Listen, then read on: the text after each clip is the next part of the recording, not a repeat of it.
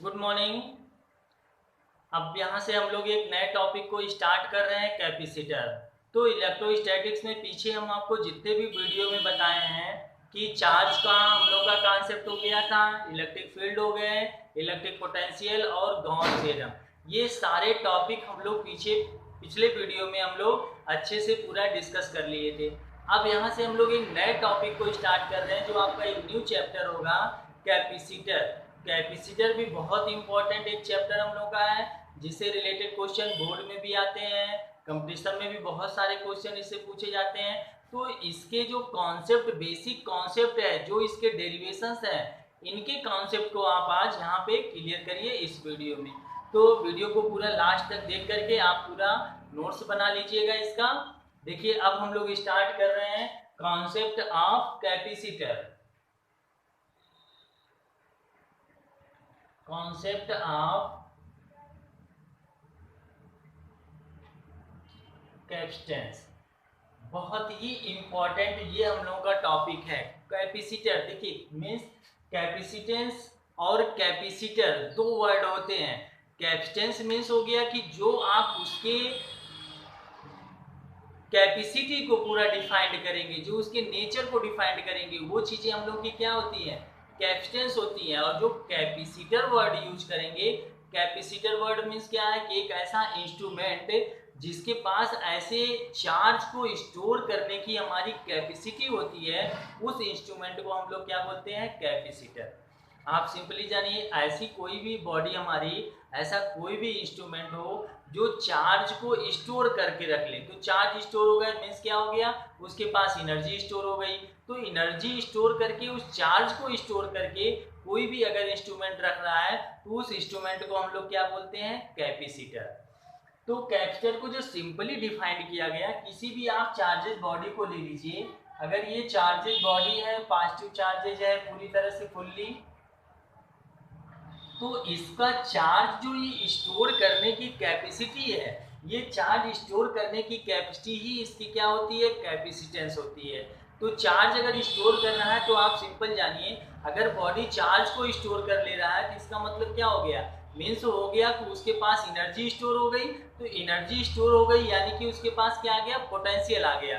तो charge directly proportional to potential, सबसे important point हुआ। मीन्स अगर कोई भी बॉडी फुल्ली चार्जेज है तो आप क्या बोलेंगे, the capacity of charge stored body is depend on the charge directly proportional to potential. ये चार्ज हमारे क्या होते हैं, चार्ज जितना बॉडी स्टोर करेगा, वो चार्ज स्टोर किया उसके किसके अकॉर्डिंग, पोटेंशियल के, यानी उतना ही उसके पास क्या आ गया, पोटेंशियल। अब यहाँ एक कांस्टेंट हम लोग हटाएंगे, अगर लगाएंगे इस प्रोपोर्शनल को, आप इसको देखिए सिंपल ऐसे बोलिए, charge directly proportional to potential in a conductor. तो क्यू, क्यू प्रोपोर्शनल हटाएंगे, साइन क्या लगेगा, एक कांस्टेंट लगाएंगे सी इंटू वी। ये होता है हम लोगों का फार्मूला। तो यहाँ से सी इक्वल टू क्या आ गया, क्यू बाई वी। अब आप सिंपल यहाँ कह सकते हैं द रेशियो ऑफ, और सी ये कांस्टेंट हमारा क्या है, इसी कांस्टेंट को बोलते हैं capacitor. C where C is capacitance. देखिए अब आप यहाँ सिंपली डिफाइन करिए, the ratio of charge and potential is called capacitance. Capacitance किसी भी बॉडी के लिए, जानिए जो भी हमारे इंस्ट्रूमेंट है, एक बार अगर हम लोग सॉलिड फिक्स कर दिए तो वो हमेशा कांस्टेंट होगा, लेकिन उसके इनसाइड में आउटसाइड में चेंजिंग नहीं होना चाहिए। जैसे दो हमारे पैरेलल प्लेट कैपेसिटर हो गए, अगर आप फ्री, अगर एयर में है, उसके बीच में वैक्यूम है, तो वैल्यू एकदम से सॉलिड होगी। और अगर कोई मीडियम आप लाके इन्वॉल्व कर दे रहे हैं तो उसकी वैल्यू क्या, चेंज हो जाएगी। अभी हम आपको बताते हैं। दूसरी चीज देखिए, इसकी यूनिट क्या होती है। यूनिट देखेंगे तो कूलाम की यूनिट क्या होती है, क्योंकि कूलाम वोल्ट, इसकी यूनिट क्या होगी, वोल्ट। और कूलाम पर वोल्ट को ही हम लोग बोलते हैं फैरेड। तो इसकी यूनिट हमारी क्या आ गई, फैरेड हो गई। यानी कि कैपेसिटेंस की यूनिट हमारी होती है फैरेड। डायमेंशन फार्मूला अगर लिखना चाहें आप तो भी यहाँ लिख सकते हैं। देखिए डायमेंशन फार्मूले में C इक्वल टू क्या आ गया Q बाई V, Q की वैल्यू ऐसे छोड़िए, V को लिख सकते हैं W बाई Q, तो ये आ गया Q स्क्वायर बाई W। अब यहाँ आप देखिए तो W Q का डायमेंशन हो गया A इंटू टी का होल स्क्वायर बाई W का हो गया एम एल स्क्वायर टी पे -2, सबको आप ऊपर लेके जाइए तो m पे -1 l स्क्वायर टी पे 4 और a का स्क्वायर, ये आ गया इसका डायमेंशन फार्मूला। ये तो हो गया। अब देखिए जो हम लोग को सिलेबस में आगे पढ़ने हैं कैप्स्टेंस, आप ऐसे सिंपल से इसको याद रखिएगा। कोई भी ऐसा इंस्ट्रूमेंट, अब वो हो सकता है कोई सिलेंडर टाइप का हो, प्लेट हो, कोई स्फीयर कोई हो, ठीक है, तो अगर वो चार्ज को स्टोर कर रहा है, तो चार्ज को अगर वो स्टोर कर रहा है तो हमारा इंस्ट्रूमेंट क्या कहलाएगा, कैपेसिटर। और कैपेसिटर्स में ही हम लोग को फाइंड करना है कैपेसिटेंस, मीन्स उसके पास कितने चार्ज स्टोर करने की कैपेसिटी है। अब देखिए हम आपको सिंपली बताते हैं किसी भी स्फेरिकल चार्ज के लिए कितना कैपेसिटेंस हो सकता है।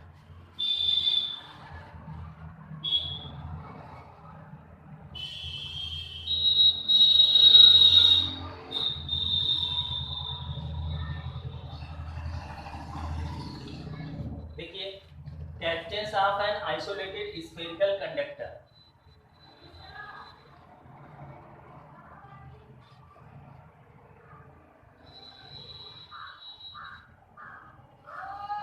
आइसोलेटेड स्फेरिकल कंडक्टर, ये फाइंड करना है तो आप सिंपली एक स्फीयर लीजिए, पूरी फुल्ली इसको हम लोग चार्ज कर देते हैं, पॉजिटिव चार्ज है, इसका सपोज कर लिए रेडियस ले लिए r, तो इस चार्ज Q की वजह से इस पे इलेक्ट्रिक पोटेंशियल कितने आएंगे, इलेक्ट्रिक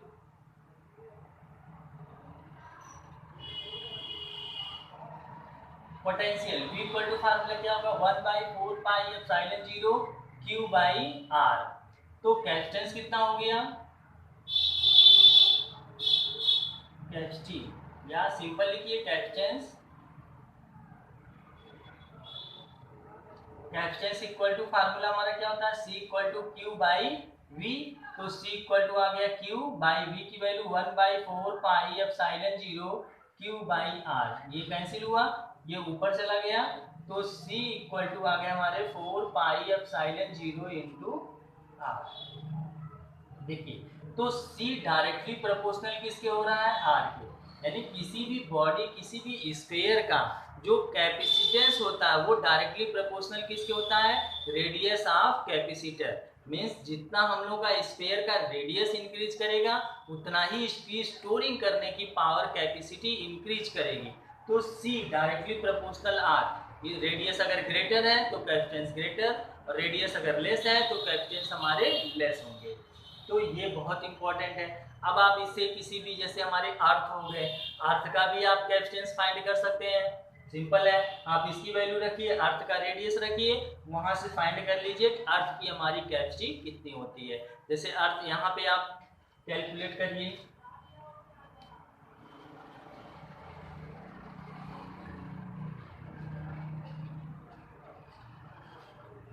देखिए अगर हम लोग को अर्थ का फाइंड करना है कि हमारा कैपेसिटेंस कितना होगा, तो 4 पाई एप्सिलॉन 0 की वैल्यू कितनी होती है 1/9 इंटू 10 टू द पावर 9। ये तो पीछे आप जान पढ़ चुके हैं। C इक्वल टू फार्मूला है 4 पाई epsilon 0 into R। Radius of earth हमारा कितना है, R इक्वल टू 6.4 गुणे 10 पे या 6400 किलोमीटर होते हैं। सारी वैल्यू इसमें आप चेंज कर दीजिए, रख पुट कर दीजिए, तो C इक्वल टू आ गया 1/9 into 10 to the power 9, 6400 kilometre को मीटर में चेंज कर लीजिए। अब आप टोटल कैलकुलेट करेंगे तो C equal to 11 point something 2, लगभग ये माइक्रोफैरेड, इतना लगभग इसकी वैल्यू हम लोगों की आती है। तो जो अर्थ का है सोचिए 11.2 माइक्रोफैरेड में पूरे अर्थ की कैपेसिटी है, तो हम लोग के छोटे छोटे पार्ट जो हम लोग यूज करते हैं इलेक्ट्रॉनिक इंस्ट्रूमेंट में, इनके कितने स्मॉल होंगे। तो ऐसे आप किसी का भी कैपेसिटेंस, अगर आपको शेप पता हो, किसी भी स्फीयर का पता, रेडियस पता हो, तो वहां से आप फाइंड कर सकते हैं कि उसका कैपेसिटेंस क्या होगा। अब थोड़ी सी इसकी एनर्जी स्टोरेज देख लेते हैं।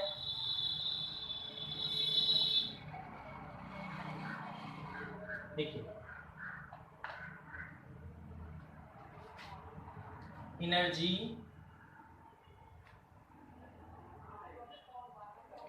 ऑफ ए चार्ज्ड कंडक्टर, कोई भी चार्जेस कंडक्टर है तो उसकी एनर्जी कितनी स्टोर हो जाएगी। तो सिंपल है कि अगर कोई भी चार्जेस बॉडी अगर हम लोग इनिशियली लिए हैं तो उसके पास पोटेंशियल कितना रहा होगा, इनिशियली पोटेंशियल 0,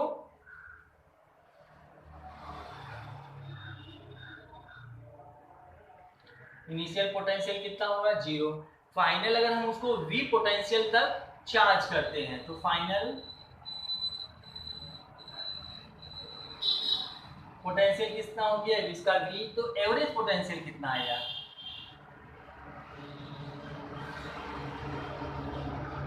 एवरेज पोटेंशियल हो गया v0 प्लस v/2, यानी कि आ गया हमारे v/2।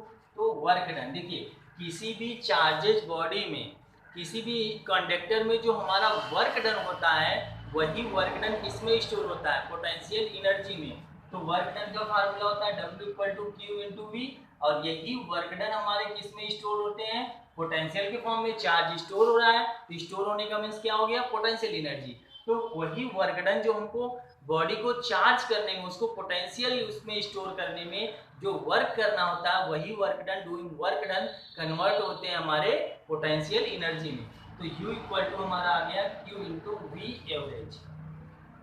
अब देखिए U यहाँ आप रखिए Q, V की वैल्यू है v/2, तो एक फार्मूला मिल गया हाफ Q/V, ये हमारी आ गई एनर्जी।